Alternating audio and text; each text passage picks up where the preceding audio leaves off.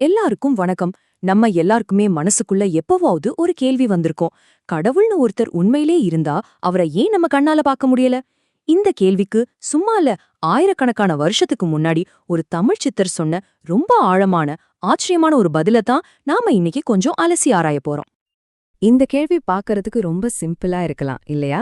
ஆனா நம்புங்க, இதுக்குள்ளதான் பிரபஞ்சத்தோட ஒரு பெரிய ரகசியமே அடங்கியிருக்கு. வாங்க, அந்த ரகசிய கதவை நாம ஒன்னா சேர்ந்து திறந்து பார்க்கலாம். சரி, இந்த பெரிய ரகசியத்தை நம்ம எப்படி புரிஞ்சுக்க போறோம்? இதுக்கு நமக்கு வழிகாட்ட ஒருத்தர் வர்றாரு. அவர் யாருன்னா, தமிழ் சித்த பரம்பரையில ரொம்பவே முக்கியமான ஒருத்தர், இடைக்காடர் சித்தர். அவர் நம்மள ஒரு ஞான பயணத்துக்கு கூட்டிட்டு போக போறாரு. அவர் என்னதான் சொல்றாருன்னு கொஞ்சம் காது கொடுத்து கேட்போமா?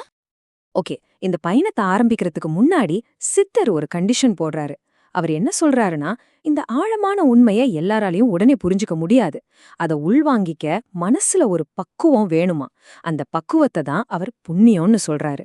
ஏன்னா யோசிச்சு பாருங்க, மனசு சரியில்லாத ஒருத்தர்கிட்ட போய் பெரிய தத்துவத்தை சொன்னா அது அவங்களுக்கு பொய்யாதானே தெரியும். அதுதான் விஷயம். சரி, நம்ம கிட்ட அந்த பக்குவம் இருக்குன்னு நம்பி முதல் ரகசியத்துக்குள்ள போலாம். முதல்ல, இறைவன்னா யாரு? நம்ம கற்பனை பண்ற மாதிரி ஒரு உருவமா, இல்ல வேற ஏதாவது ஒன்னா? சித்தர் இதுக்கு என்ன டெஃபினிஷன் கொடுக்கறாருன்னு பார்க்கலாமா? சித்தரோட பார்வையில இறைவன் ஒரு ஆள் கிடையாது. அவருக்குன்னு ஒரு குறிப்பிட்ட உருவமும் கிடையாது. அப்புறம் என்ன? அவர் சொல்ற வார்த்தை மறைபொருள், அதாவது மறைக்கப்பட்ட ஒரு பொருள். இதை எப்படி புரிஞ்சுக்கலாம்னா, இப்போ காத்து இருக்கு இல்லையா, அதை நம்மால ஃபீல் பண்ண முடியும், ஆனா பார்க்க முடியாது. அதே மாதிரி தான் இறைவனும். நம்மளோட சாதாரண கண்ணுக்கு காதுக்கு புலப்படாத ஒரு சூக்ஷ்மமான உண்மை. இதெல்லாம் ஃபர்ஸ்ட் ஸ்டெப். இப்போ சித்தர் நம்மள நேருக்கு நேரா பார்த்து ஒரு கேள்வி கேட்கிறாரு. உண்மையில இது நம்ம மனசாட்சிய உழுக்குற மாதிரியான ஒரு கேள்வி. அவர் என்ன கேட்கிறாருன்னா, ஏப்பா, முதல்ல உனக்குள்ள என்ன இருக்குன்னு உனக்கே தெரியாது. உன்னையே நீ முழுசா பார்த்ததில்ல. அப்படி இருக்கும்போது இந்த உலகத்துக்கே மூல காரணமா இருக்கிற அந்த பெரிய மறைப்பொருளை மட்டும் எப்படி பார்க்க முடியும்னு நினைக்கிறேன். பாத்தீங்களா, தேடல அப்படியே வெளியிருந்து நமக்குள்ள திருப்பி விட்டுட்டார். சரி, ஒருத்தர் உண்மையிலே கடவுள பாத்துட்டார்னு சொல்றாருனா அதை எப்படி நம்புறது? அதுக்கு சித்தர் ஒரு லிட்மஸ் டெஸ்ட் வைக்கிறார். ரொம்ப சிம்பிள். நான் கடவுள பார்த்தேன்னு ஒருத்தர் சொன்னா அவருக்கு அதுக்கப்புறம் எந்த கஷ்டமோ துன்பமோ இருக்கவே கூடாதாம். இத நமக்கு நாமே கூட கேட்டுக்கலாம். நமக்கு இன்னும் கவலை, பயம், துக்கம் இதெல்லாம் இருக்கா? அப்போ நாம இன்னும் இறைவனை பார்க்கலன்னு அர்த்தம். எவ்வளவு பவர்ஃபுல்லான ஒரு பாயிண்ட் இல்லையா? அப்ப உண்மையா இறைவனை உணர்ந்தவங்களுக்கும் சும்மா பேசிட்டு இருக்கிறவங்களுக்கும் என்ன வித்தியாசம்? இதையும் சித்தர் ரொம்ப அழகா சொல்றார். வித்தியாசம் ரொம்ப சிம்பிள். உண்மையிலே அந்த பரம்பொருளை பார்த்தவங்க அமைதியாயிடுவாங்களாம். அவங்க பேச்சே அப்படியே நின்னு போயிடும்.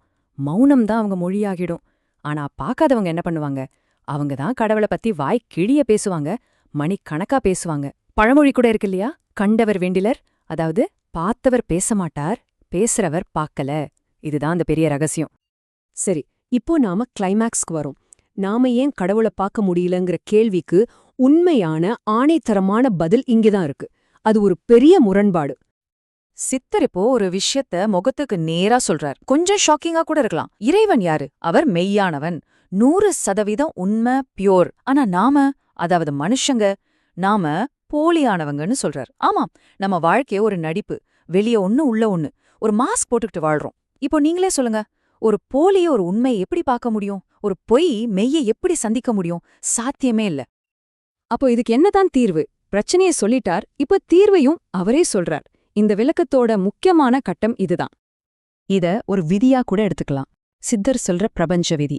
நீங்க ஒரு போலியா, ஒரு நடிகனா இருந்துகிட்டு உண்மையான இறைவனை தேடுனா அது எப்படி கிடைக்கும்? கிடைக்கவே கிடைக்காது.